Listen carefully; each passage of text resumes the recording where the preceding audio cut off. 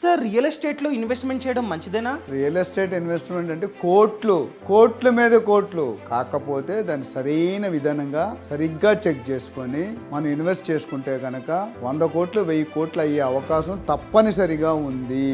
Sir ఏమి కొంటే ఎక్కువగా లాభాలు వస్తాయి?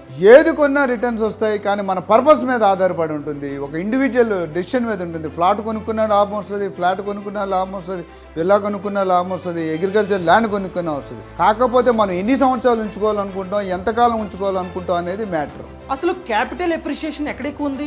జనరల్గా రియల్ ఎస్టేట్లో అప్రిషియేషన్ అన్నిట్లో ఉన్నప్పటికీ సిటీలో ఆల్రెడీ డెవలప్ అయిన ప్లేస్లో అప్రిషియేషన్ జనరల్గా కొద్దిగా జాస్తి స్లో ఉంటుంది. అదే సిటీకి అవుట్స్కట్స్ ఎక్కడ డెవలప్మెంట్ అవ్వలేదో, రోడ్లు లేవు, వాటర్ లేదు, అక్కడ వెళ్ళి కొనుక్కుంటే చాలా తక్కువకి వచ్చి అప్రిషియేషన్ అనేది తక్కువ టైంలో 10 రెట్లు కనీసం ఈజీగా పెరుగుతుంది. పూర్తి సమాచారం కావాలంటే ఇండియన్ మనీ తెలుగు ఛానల్ని సబ్స్క్రైబ్ చేసుకోండి.